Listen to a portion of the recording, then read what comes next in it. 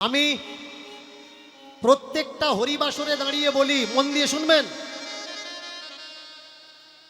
যে কোনো সাধু গুরু ব্রাহ্মণ বৈষ্ণব দিয়ে আমার কোনো রাগ নেই। আমি আবার রিপিট করছি, ভালো করে মন দিয়ে শুনুন। কোনো সাধু গুরু ব্রাহ্মণ বৈষ্ণব দিয়ে আমার কোনো রাগ নেই, কিন্তু যারা সাধু নয়, অসাধু ব্যক্তি সাধুর পোশাক পরে ধর্মকে ধান্দা বানিয়ে আমার সমাজকে ভুল দিশা দেখাচ্ছে, আমি শুধু তাদের জন্য কথাগুলো বলি। আর সেই জায়গায় এই ইউটিউবার গুলো কেটে ছেটে ছাড়ে, দেখো দীনকৃষ্ণ ঠাকুর সাধুকে অপমান করছে, দেখো দীনকৃষ্ণ ঠাকুর ব্রাহ্মণকে অসম্মান করছে। কোন ব্রাহ্মণ বৈষ্ণবকে আমি অসম্মান করি না, কিন্তু যে ব্রাহ্মণ বলছে আপনার বাড়িতে পূজা করতে গিয়ে আমরা কারোর হাতে খাই না, অথচ মনের মাথায় দাঁড়িয়ে চা গিলছে, আলুর দম দোকানে গিয়ে ডিম ভাজা গিলছে, আমি তাদের বলি, যারা মনে করে দীনকৃষ্ণ ঠাকুর শান্ত হয়ে গেছে, তাদের জানিয়ে দিচ্ছি, আই নো কিউ, আমি আগুনের শিখা, আমি আন্ধি, আমি তুফান, আমি জানি না আমি আর জন্মাবো কিনা, কিন্তু আমি সেই, আমি দীনকৃষ্ণ ঠাকুর নই। আমি কে? যারা প্রতিবার প্রতি যুগে প্রতি পদে ইতিহাসের পৃষ্ঠায় যাদের নাম সোনার অক্ষরে লেখা আছে, আমি সেই মানুষ। ভালো করে শুনুন, অন্যায়ের বিরুদ্ধে আপোষ করব না, আর আমার সমাজের মানুষদের অন্ধকারের পথে আমি যেতে দেব না। যারা যারা ভুল পথে যেতে চাচ্ছেন, ওটা আপনাদের ব্যক্তিগত ব্যাপার, ওদি আমার কোনো মতবাদ নেই। আপনারা যান, আপনাদের জীবন, আপনারা কি করবেন ওটা আপনারা বুঝবেন। কিন্তু যারা আমাকে কীর্তনের গান গাওয়ার জন্য বায়না করে নিয়ে আসে, সেই সব কমিটিরা স্পষ্ট আমার বলে দেয় যে বাবা ধুয়ে রেখে দাও। বাবা সাহেব আমাদের হাতে কনস্টিটিউশন, সংবিধান তুলে দিয়েছে। আমাদের সব থেকে বড় শক্তি কথা বলার শক্তি, সংবিধান। তো আমরা মারপিট করব কেন? আমরা কথা বলবো, বই পড়বো, জেনে নেব। প্রথমে যে মানুষটার কথা শুরু করলাম, সেই মানুষটাকে, সেই মানুষটা হলো আমাদের মহাপ্রভু। খেয়াল করবেন, আমরা প্রভু বলি, কিন্তু প্রভু নামের আগে কি লাগাচ্ছি? মহা। মহা মানে কি? বিশাল। প্রভু তো আমরা দেখেছি, কিন্তু মহাপ্রভু, আমরা ডোবা দেখেছি, নালা দেখেছি, কুয়া দেখেছি, নদী দেখেছি, কিন্তু যখন ওই জলরাশির আগে মহা লাগে, তখন তার নাম হয় সাগর। কোনো ডোবা, কোনো নদী, কোনো নালা থাকে না। মহাপ্রভুকে ইনি হলেন সেই সাগর, যে সাগরে ভাবের কমি নেই, যে সাগরে প্রেমের কমি নেই, যে সাগরে ভক্তির কমি নেই, যে সাগরে জ্ঞানের কমি নেই, যে সাগরে চেতনা চৈতন্যের কমি নেই। এই সাগরে যে যে ডুব দিয়েছে, যে যে ভাবের মানুষ, সে সেই ভাবের সম্পদ তারা কুড়িয়ে পেয়েছে। কিন্তু মজার বিষয় কি? মজার বিষয় হলো, মহাপ্রভু যে রাস্তা আমাদের দেখিয়ে গেছেন, আর বর্তমানে মহাপ্রভুর নাম নিয়ে আমাদের যে রাস্তা কতিপয় কিছু মানুষ দেখাচ্ছেন, সেই দুটো রাস্তা কিন্তু এক নয়। আপনারা আমাকে বলতে পারেন যে বাবা এক নয় কেন? মন দিয়ে শুনবেন। নিতাই, দাদা নিতাই, শুধু দাদা নিতাই নয়, পাগলা নিতাই। নিতাইয়ের নামের কোয়ালিটি দেখেছে? পাগলা নিতাই। এই নিত্যানন্দ যাত্রার হাতে খেতেন। নিত্যানন্দ কিন্তু কোনো ব্রাহ্মণ ঘরের ছেলে না, ভালো করে মন দিয়ে শুনবে। এরা নিতাইকে গৌরের ভাই বানিয়ে দিয়েছে কেন? যাতে জাতির ধুলোটা মুছে দিয়ে তাকে ব্রাহ্মণ বানানো যায়। চক্রান্তটা কোথায় দেখুন। গ্রন্থ লিখল নিতাইয়ের নামে। এই নিতাইকে গৌরের যে দাদা হারিয়ে গেছিল, আর ওদিকে হারাই পণ্ডিতের ছেলে কুবের, দুটো এক জায়গায় হয়ে নিতাই হয়েছে। যারা নিত্যানন্দ মিলন গায়, নিত্যানন্দর মিলনের মূল তথ্য এই। কিন্তু সত্যি কি হারাই পণ্ডিতের ছেলে কুবের আর বিশ্বরূপ দুজনে মিলে এক হয়েছিল, নাকি দুজনের খোঁজ পাওয়া যায়নি? নিতাই অন্য মানুষ, আমাদেরকে নিতাইয়ের গৌরের দাদা বলে রিপ্রেজেন্ট করা হচ্ছে। কথাগুলো আগে বোঝা লাগে, ক্লিয়ার বুঝে নিন। দীনকৃষ্ণ ঠাকুরকে নিয়ে নানান সমস্যা হয়েছে। আমি প্রত্যেককে বলি, ভাই ইউটিউবের 2-5 মিনিট ভিডিও দেখে আমার উপর রাগ করো না, কারণ ওরা ধান্দাবাজ, ওরা বাম্মাকেও বিক্রি করে খেতে পারে। যদি দীনকৃষ্ণ ঠাকুরের কথাকে কেটে ছেটে মানুষকে শত্রু বানাতে পারে, যারা ধর্ম নিয়ে ছেলেমেলা করে, ছেলে খেলা করছে, তারা নিজের বাম্মা বেচেও খেতে পারে। ভালো করে মন দিয়ে শুনবেন। কেন বললাম কথাগুলো? যেসব ইউটিউবার গুলো আমার নিয়ে আজকে লাপালাপি করছে, প্রতিবাদ হওয়ার দরকার, প্রতিবাদ হওয়ার দরকার, প্রতিবাদ হওয়ার দরকার, সেই চ্যানেলে গিয়ে দেখবেন তার চ্যানেলে আমার ভিডিও ডালা আছে মিলিয়ন মিলিয়ন ভিউয়ার্স। তাহলে তারা তার চ্যানেল থেকে আমার কীর্তন ডিলিট করছে না কেন? ডিলিট করবে না কেন? কারণ জানে দীনকৃষ্ণ ঠাকুরের কীর্তন চললে ইনকাম আসবে, তাই তারা আমার কীর্তন ডিলিট করছে না, কিন্তু আমার নামে বদনাম করছে। তাহলে বোঝা লাগবে। এবার ফিরে আসি আমরা কীর্তনের কথায়। নিতাই আর গৌর। নিতাই কি চাইতেন? নিতাই চাইতেন ধর্ম মানে শীতলতা হোক, সমান হোক। তাই এই নিতাই যেখানে যেতেন, যার বাড়িতে যেতেন, বাধা নিষেধ করতেন না। এর হাতে খাবো না, ওর হাতে খাবো না, তার হাতে খাবো না। নিতাইয়ের কোনো ডিমান্ড ছিল না। যেখানে রাত সেখানেই কাজ। তার মানে কি?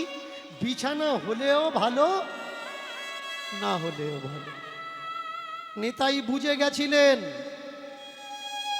এই পৃথিবীতে চিরাচরিত ভাবে থাকার জন্য কেউ আসেনি। তো চাহিদা করে, ডিমান্ড করে কি হবে? যে কদিন আছি ত্যাগ মন্ত্র নিয়ে, ত্যাগ মন্ত্র দিয়ে, সাম্যবাদ ভ্রাতৃত্ব দিয়ে আমরা চলে যাব।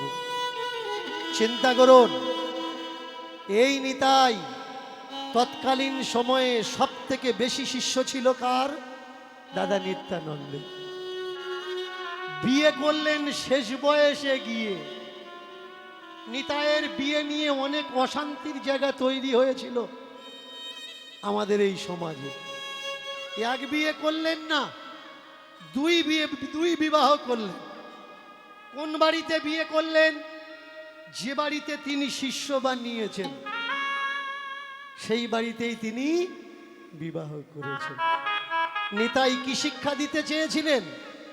যে সংসার ত্যাগ দিয়ে কখনো ধর্ম হয় না, সংসার করে ধর্ম করো। আগে বোঝা লাগবে এগুলো ভাই। আমার গৌরাঙ্গ মহাপ্রভু তিনি কে চেয়েছিলেন? উঁচু নিচু ভাব ভেদ না, তিনি চেয়েছিলেন সবাই বরাবর, সবাই সমান। সেই মহান উদ্দেশ্যের মানুষগুলোকে আজকের বেশ কিছু বদমায়েশ অবতার বানিয়ে দিয়েছে, দিয়ে অলিক শক্তি সম্পন্ন বানিয়ে দিয়েছেন নিমাইকে, নিতাইকে। নিতাই কত বড় মনের মানুষ দেখুন। জগাই মাদাই তাকে যখন আঘাত করলো, একবারের জন্য আমাদের ঠাকুরজি ছুটে এসেছেন, তার ভিতরেও রাগ ক্রোধ জন্ম নিয়েছে যে নিতাইয়ের গায়ে হাত দিয়েছো, তোমাদের সাজা হওয়ার দরকার। কিন্তু দাদা নিতাই কি বললেন? গৌর,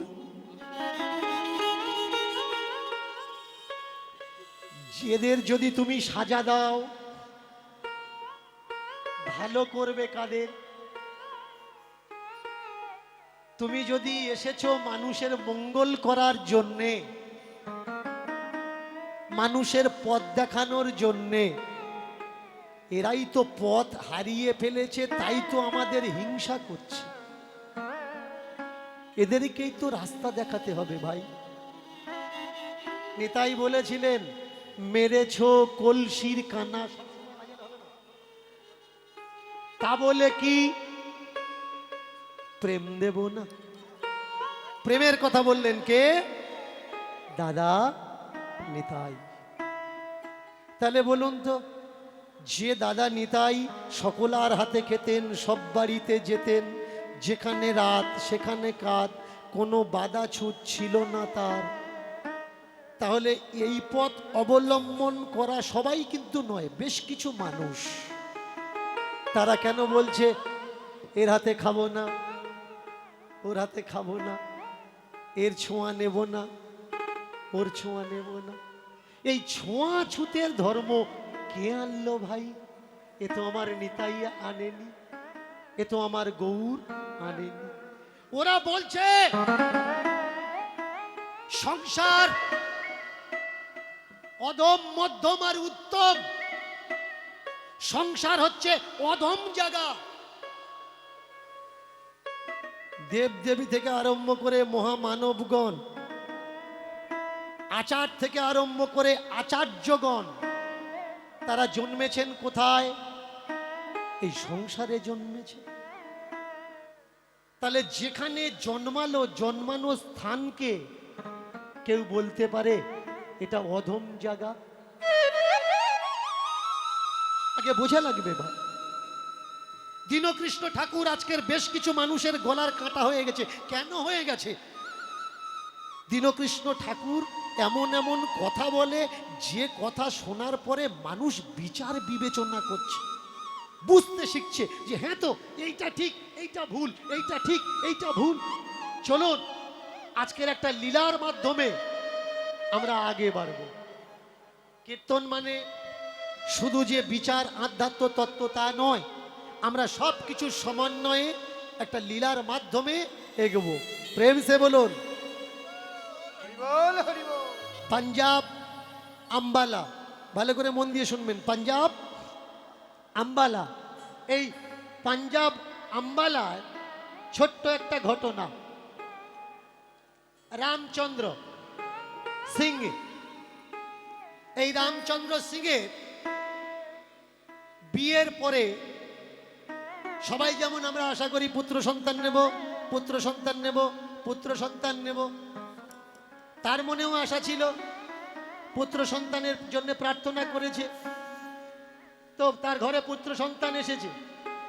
তবে পুত্র সন্তানের যে জন্ম হয়েছে, পুত্র সন্তান একটা নয়, কটা পুত্র সন্তানের জন্ম হয়েছে? দুটো পুত্র সন্তানের জন্ম হয়েছে। আর এই দুটোকে কি বলা হয়? দুটোকে বলা হয় যমজ। কি মা, দুটো বাচ্চা হলে আমরা কি বলি? যমজ বাচ্চা। আর এই যমজ বাচ্চার একটা চমৎকার বিষয় আছে। চমৎকারটা কি? এটা একটা কুদরতি প্রকৃতির নিয়ম। একটা বাচ্চার যদি জ্বর হয়, আর একটা বাচ্চা হবে। একটা বাচ্চা যদি কাঁদে, আর একটা বাচ্চা, বেশি না হলেও কিঞ্চিত একটা ভাব লক্ষণ দেখা যায়। যমজ বাচ্চা, দুটো বাচ্চা হয়েছে। তো দুটো বাচ্চাকে কোলে নিয়েছে, আঁতুর ঘরে আছে। দাইমা জিজ্ঞাসা করছে মাকেও বাবাকেও, হরে রাম, হে রাম। একটা ছেলে নয়, দুটো ছেলে। আমাদের সমাজ পুরুষ প্রধান সমাজ, পুরুষ শাসিত সমাজ। আমরা নারীর অধিকার কিন্তু দিতে চাই না। যত বলি নারী পুরুষের সমান অধিকার, এটা আমরা মুখ থেকে শুধু বলি, কিন্তু বাস্তবে সমান অধিকার নেই। আপনারা বলতে পারেন যে বাবা বাস্তবে তো সমান অধিকার আছে, নারী পুরুষ এখন সমান সমান হয়ে গেছে। যে বলছে নারী পুরুষ সমান সমান হয়ে গেছে, বলুন তো আপনার ছেলেটা কাউকে না বলে রাত্রে কোনো মেলায় গেছে, এই হরিণখালির মাঠ না এদিকে কি আছে যেন হরিণখালি, তো ওদিকে মাঠে রাত্রের মেলা বেড়াতে গেছে, সকালবেলা আপনার ছেলেটা বাড়ি এসছে, আপনার কাছে বলে যায়নি, তাহলে আপনার ছেলেটাকে কি বলবেন? একটু রাস ঘাস দেবেন আর বলবেন এই না বলে গেছিস কেন? চিন্তা করছিলাম এরপরে যেন না বলে যাবি না, বলে যাবি, তাই তো? কিন্তু মেনে চলুন, আপনার বিয়ে পড়াশুনো করছে আপনার বড় মেয়ে, বিএ ক্লাসে পড়ছে, ফার্স্ট ইয়ারে পড়ছে, তাহলে ফার্স্ট ইয়ার পড়াশুনো করছে, ওই মেয়েটা আপনাকে কিছু বলেনি, হরিণখালির মেলাতে গেছে, সারা রাত থেকে সকালবেলা বাড়ি এসেছে। বলুন একটা ছেলে গেছে একটা মেয়ে গেছে, দুজনার পানিশমেন্ট সমান হবে না আলাদা আলাদা হবে? আমরা মেয়েকে মনে করি দুর্বল জায়গা, কিন্তু ছেলেকে কেউ দুর্বল জায়গা মনে করি না।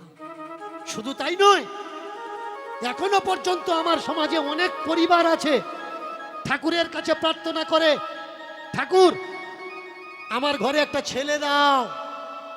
এই হরিবাসরে অনেক ঠাম্মা দিদিমা পাবেন, নাত বউ যদি অন্তঃসত্ত্বা তো হরিবাসরে এসে প্রার্থনা করে একটা গোপাল দাও, আমি এত কিলো বাদশার নোট দেব, কিন্তু রাধারানী কেউ চায় না, মেয়ে ছেলে কেউ চায় না।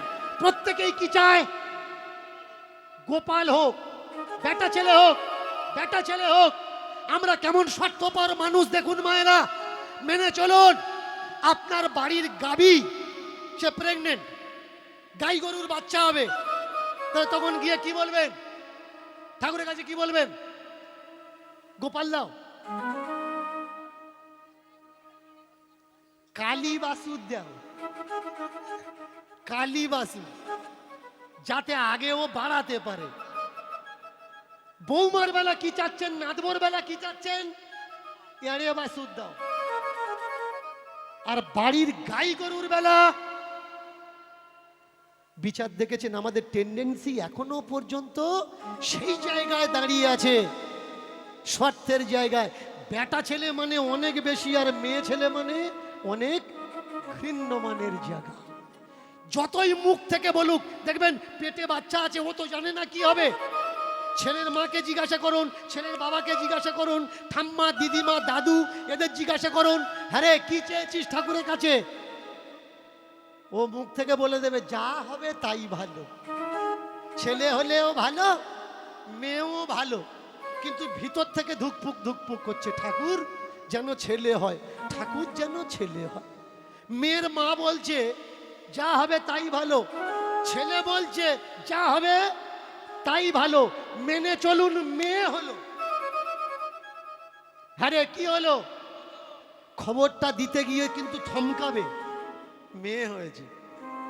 বলবে ভাই ছেলে মেয়ে তো ওপরওয়ালার হাত, সে দা দেবে তাই তো নেওয়া লাগবে, আমাদের কি হাত আছে? মেনে চলুন আপনার প্রথম মেয়ে হয়েছে আপনার ঘরে, আবার ওই মা সন্তান জন্ম দেওয়ার মতো পরিস্থিতিতে এসেছে, এবার কি হবে বলুন তো? বুকের ভিতরে ওই বাবা ধুকপুক ধুকপুক করবে, ঠাকুর গতবারে মেয়ে দিয়েছ, এবারে একটা ছেলে দিও। তার মানে বিষয়টা কোথায় দাঁড়ালো? বিষয়টা দাঁড়ালো একবিংশ শতাব্দীতে মাটির থেকে মানুষ চাঁদে চলে গেছে, মঙ্গল যান চলে গেছে, কিন্তু আমাদের চিন্তা ভাবনাগুলো এখনো হাজার হাজার বছর পিছিয়ে। হোক না মেয়ে, তাতে কি আছে? ধর্মগ্রন্থের পৃষ্ঠারগুলো উল্টে দেখুন না। যদি যাজ্ঞবল্কের মতো হয়, মৈত্রী হয়, যদি মৈত্রী হয় অসুবিধে কি? বর্তমানের প্রেক্ষাপট যদি মমতার মতো হয় অসুবিধা কি? ইন্দিরা গান্ধীর মতো হয় অসুবিধা কি? মেয়ে বলে তার কোনো দাম নেই। কিন্তু বাস্তব সত্য এটা, সংসারে মেয়ে হলে আমরা একটু ধিমে যাই। মান্যতা দিই কাকে? ছেলেদের। আর এই রামচন্দ্রের ঘরে ছেলে হবে তো হবে। কটা হয়েছে? কটা হয়েছে মায়েরা? দুটো। তো রামচন্দ্র দুই ছেলেকে সামনে রেখে ধাইমাকে বলছে, ও ধাই, ও ধাই, আমি তোমারে সুধাই, আমি তোমারে সুধাই, ও ধাই, ও ধাই, আমি তোমারে সুধাই, তোমারে ও ধাই, ও ধাই, আমি তোমারে সুধাই, তোমারে সুধাই। ও ধাই, ও ধাই, আমি তোমারে সুধাই, আমি তোমারে সুধাই। ও ধাই, ও ধাই, আমি তোমারে সুধাই, তোমারে সুধাই, তোমারে সুধাই, তোমারে সুধাই। আমার ঘরেতে এসেছে চাঁদ মুখখানি, আমার ঘরেতে এসেছে চাঁদ মুখখানি, আমার ঘরেতে এসেছে চাঁদ মুখখানি, আমার ঘরেতে এসেছে চাঁদ মুখখানি। নিয়ম কি হয় আমি নাহি জানি, আমি নাহি জানি, আর নিয়ম কি হয় আমি নাহি জানি, আমি নাহি জানি। নিয়ম কি হয় আমি নাহি জানি, আমি নাহি জানি, নিয়ম কি হয় আমি নাহি জানি, আমি নাহি জানি। দাও দাও আমার বলে দাও হে, দাও আমার বলে দাও, দাও আমার বলে দাও, দাও দাও আমায় বলে দাও। কি নিয়ম কানুন আছে দাও দাও আমার বলে দাও, নিয়ম খালি কি আছে দাও দাও আমায় বলে দাও। কি নিয়ম কানুন আছে দাও দাও আমার বলে দাও। নিয়ম কানুন আছে দাও দাও আমায় বলে দাও। ও ধাই, আমায় বলো কি নিয়ম কানুন আছে?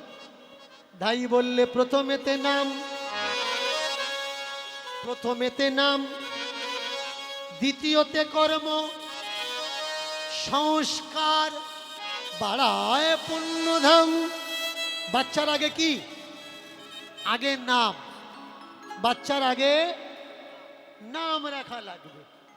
যেই বলেছে বাচ্চার আগে নাম, নিয়ম অনুসারে নাম রাখতে। এই তাহলে তাকে কি নাম রাখবি তোরা?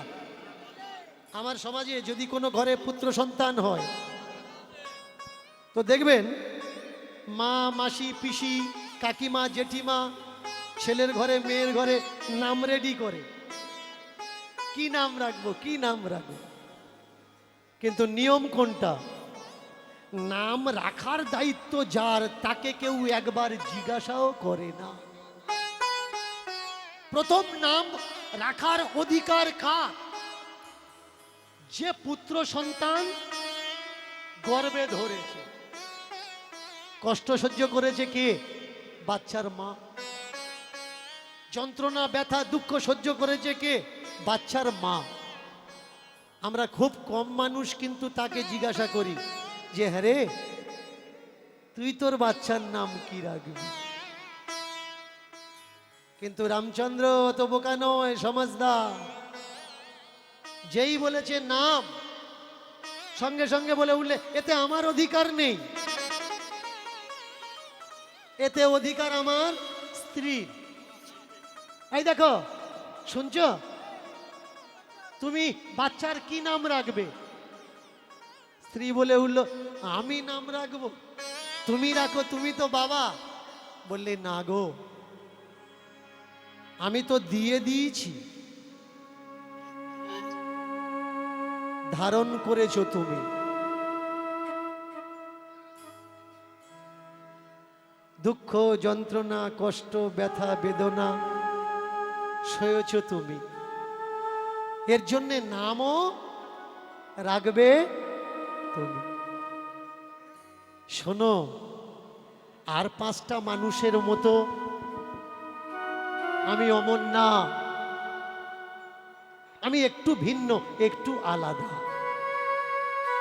তুমি রাখো নাম তোমার খুশি মতো। ও দাইমা, আমার বাচ্চার নাম কি রাখা যায়? দূর পাগলি কোথাকার, আমি বললাম তোদের, আর তুই বলছিস কিনা আমাদের। হ্যাঁ, নাম বাবু তোরা রাখ, তোরা কি রাখবি? নাম মানে কি? নাম মানে কিচ্ছু না, এই শরীরটা চিহ্নিত করার জন্য একটা শব্দ মাত্র। নাম মানে কি? নাম মানে কিন্তু কিচ্ছু না, এই শরীরটা চিহ্নিত করার জন্য একটা শব্দ।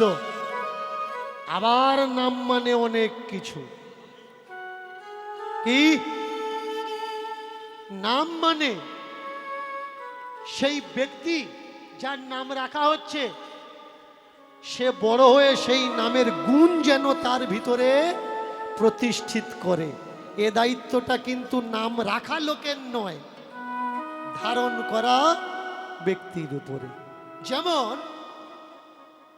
এই গত 2 বছর আগেকার ঘটনা, সাইকেল নিয়ে একজন দাঁড়িয়ে আছে, রিং না না না না রিং বেয়ারিং গুলো তুবড়ে গেছে, ধাক্কা টাক্কা লেগেছে। জিজ্ঞাসা করছে একজন, আরে কি হয়েছে? বলে সাইকেল খারাপ হয়ে গেছে। কোথায় যাচ্ছিস? সাইকেল সারাতে যাচ্ছি। তোর নাম কি? বললে বিশ্বকর্মা।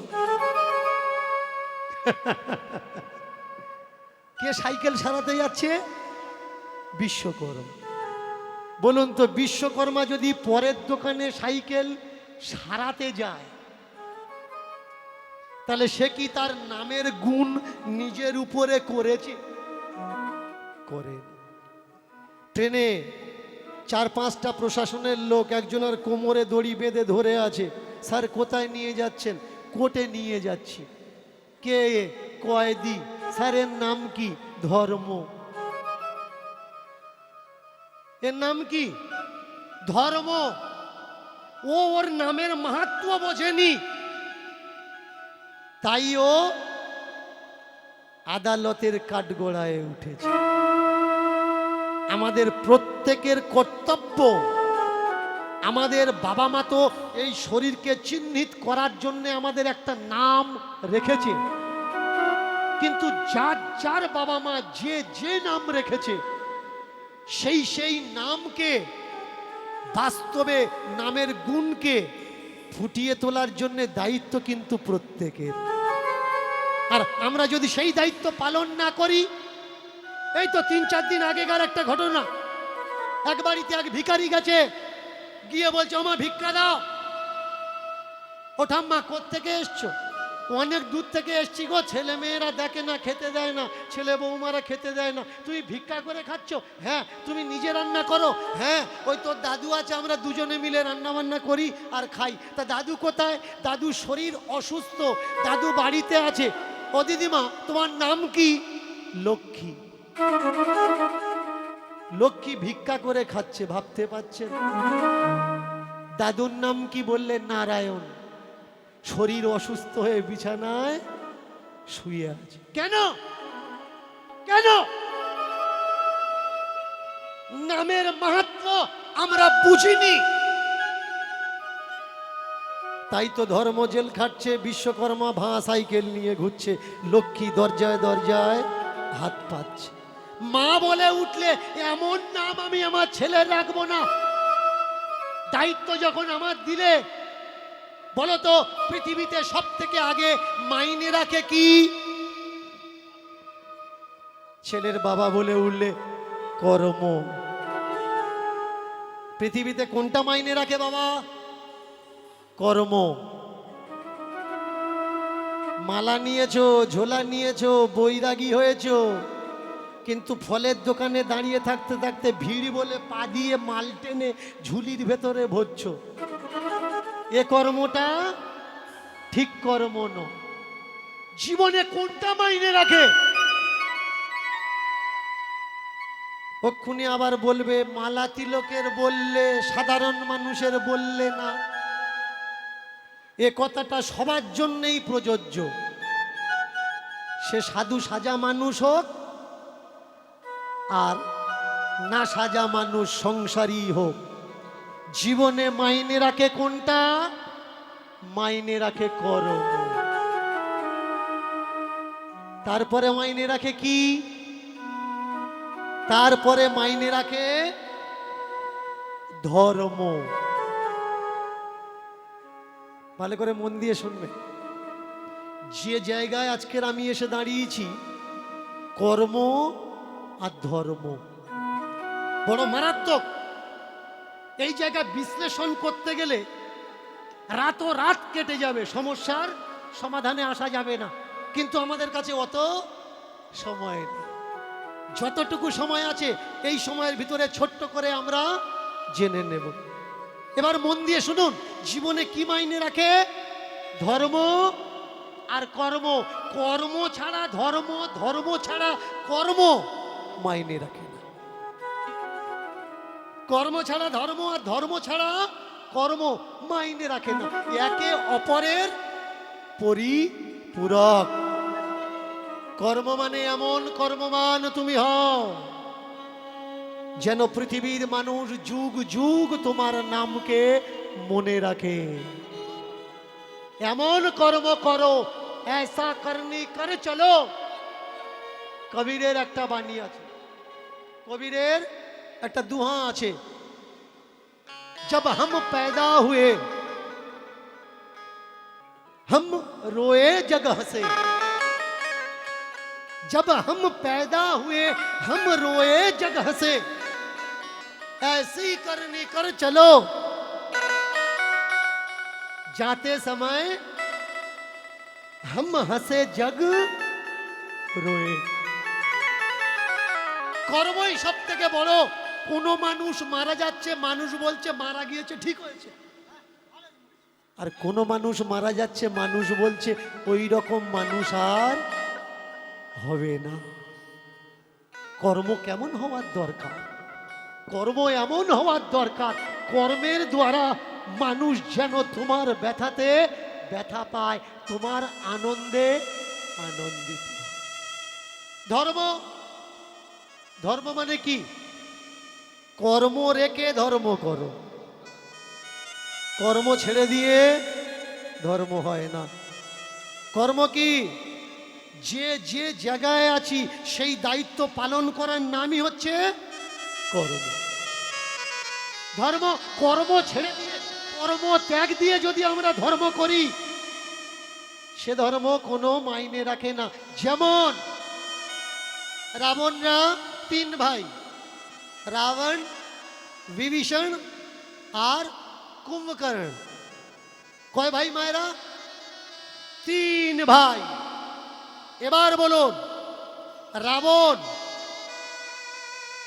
জয় জয়কার একটা নাম, তাই না? যার শত্রু সব থেকে বড়, সেই মানুষ অত পরিচিতি, অত ফেমাস হয়। রাম এত ফেমাস কেন? রাবণের সঙ্গে যদি যুদ্ধটা না হয়ে কোনো সাধারণ একটা মানুষের সঙ্গে যুদ্ধ হতো, ওই যুদ্ধ কথা আমরা কেউ মনে রাখতাম না। যিনি ত্রিকালজ্ঞ পণ্ডিত, যিনি ছত্র ছত্রের রাজা, এক কথায় রাবণ, ছোট্ট করে এক কথায় রাবণ বিশাল বলশালী, বিশাল ক্ষমতাশালী মানুষ। তার সামনে দাঁড়িয়ে কথা বলবে কেউ ছিল না। চন্দ্র সূর্য যার বাড়ির চাকর ছিল, যমরাজ যার বাড়ির চাকর ছিল, তাহলে বুঝতে পারছেন কত বড় ব্যক্তিত্ব, কত ধনী, কত ধন তার কাছে, কত পেহচান তার কাছে। তার সঙ্গে যুদ্ধ হলো কার? প্রভু রামের। দুই ভাই বিভীষণ আর কুম্ভকর্ণ। তাহলে ভগবানের সাথ দিল কে? ভগবানের পক্ষ নিল কে? ভগবানের পক্ষ নিল বিভীষণ। তার মানে বিভীষণ রামের ভক্ত, ভগবানের সাথ দিয়েছে। কুম্ভকর্ণ কার? কুম্ভকর্ণ কার সাথ দিয়েছে? দাদার সাথ দিয়েছে, দাদার সাথ ছাড়েনি। এবার বিচার করে বলুন তো, বিভীষণ যদি ভক্ত হবে, সে যদি ভগবানের সাথ দেবে, তাহলে আমার সমাজে কোনো পরিবারে ছেলে হলে কেউ বিভীষণ নাম রাখে না কেন? কেউ যখন বেঈমানি করে লোক তাকে কি বলে? ঘরশত্রু কেন বলে? সে তো রামের ভক্ত, ভগবানের সাথ দিয়েছে, মা সীতাকে উদ্ধার করার জন্যে সহযোগিতা করেছে, তাহলে সে ঘর শত্রু হলো কি করে? সে ধর্মপথে গেছে, কিন্তু নিজের সংসার কর্ম এড়িয়ে। তাই ধর্ম কর্মের সঙ্গে জুড়তে হবে, কর্ম ধর্মের সঙ্গে জুড়তে হবে, তবেই তার প্রতিষ্ঠা হবে। তাই মা রাম লিখে দিলেন, শোনো শোনো শোনো বলি তোমায়, শোনো দিয়া মন, শোনো শোনো বলি তোমায়, শোনো দিয়া মন, শোনো শোনো বলি তোমায়, শোনো দিয়া মন, শোনো শোনো বলি তোমায়, শোনো দিয়া মন, শোনো শোনো বলি তোমায়, শোনো দিয়া মন। শোনো শোনো বলি কথা, শোনো দিয়া মন, শোনো শোনো বলি তোমায়, শোনো দিয়া মন, শোনো শোনো বলি কথা, শোনো দিয়া মন। শোনো শোনো বলি কথা, শোনো দিয়া মন। আমার সন্তানের নাম রাখলাম একজন কর্ম ধর্ম, আর একজন, একজন কর্ম আর ধর্ম একজন কর্ম, এক ধর্ম আর একজন, একজন কর্ম, ধর্ম একজন। ধর্ম কর্ম নাম রাখলাম, ধর্ম কর্ম নাম রাখলাম, ধর্ম কর্ম নাম রাখলাম। ধর্ম কর্ম নাম রাখলাম। আমার দুটি সন্তান নাম রাখলাম, ধর্ম কর্ম নাম রাখলাম। দুটি সন্তান নাম রাখলাম, ধর্ম কর্ম নাম রাখলাম। আমার দুই সন্তানের নাম রাখলাম, ধর্ম কর্ম নাম। আমার দুইটি সন্তান নাম রাখলাম, ধর্ম কর্ম নাম রাখলাম। শুনিয়া আনন্দিত হলো দেখো মন, শুনিয়া আনন্দিত হলো দেখো মন, শুনিয়া আনন্দিত হলো দেখো মন। শুনিয়া আনন্দিত হলো দেখো মন। এত জ্ঞান তোমার মধ্যে আমি বুঝিনি আগেও কখনো, এত জ্ঞান তোমার মধ্যে আমি বুঝিনি, এত জ্ঞান তোমার মধ্যে আমি বুঝিনি তখন। এত জ্ঞান তোমার মধ্যে আমি বুঝিনি আগে কখন, আর এত জ্ঞান তোমার মধ্যে আমি বুঝিনি আগে কখনো। আজ আমি চিনে নিলাম, আগে আমি চিনে নিলাম ওগো আগে আমি চিনে নিলাম ওগো আগে আমি চিনে নিলাম ওগো আমার সহধর্মিনী আজ আমি চিনে নিলাম ওগো আমার সহধর্মিনী আগে আমি চিনে নিলাম ওগো আমার সহধর্মিনী ওগো আমার জীবন সাথী ওগো আমার সহধর্মিনী ওগো আমার জীবন সাথী ওগো আমার সহধর্মিনী ওগো আমার জীবন সাথী আমার সহধর্মিনী উলুধ্বনি তাই গৌর হরি হরি বল ওগো আমার জীবন সাথী সহধর্মিনী আগে আমি আজ আমি তোমায় চিনে নিলাম। দুই ছেলে মানুষ করতে লালন পালন করতে কত কষ্ট হয়, তবুও প্রতিবেশী আপনজন সবাই সাহায্য করে তাদের দুইজনা। আর ওই দুটো ছোট্ট ছোট্ট ছেলে ধীরে ধীরে কালক্রমে তারা বড় হয়ে দেখো, ধীরে ধীরে কালক্রমে তারা বড় হয়ে গেল ধীরে ধীরে কালক্রমে তারা বড় হয়ে দেখো, ধীরে ধীরে কালক্রমে তারা বড় হয়ে গেল ধীরে ধীরে কালক্রমে তারা বড় হয়ে দেখো। ধীরে ধীরে কালক্রমে তারা বড় হয়ে গেল প্রভুর কৃপায় প্রভুর লীলায় জগতের করুণা, প্রভুর কৃপা প্রভুর কৃপায় জগতের করুণা প্রভুর কৃপায় প্রভুর লীলায় জগতের করুণা। প্রভুর কৃপায় প্রভুর লীলায় জগতের করুণা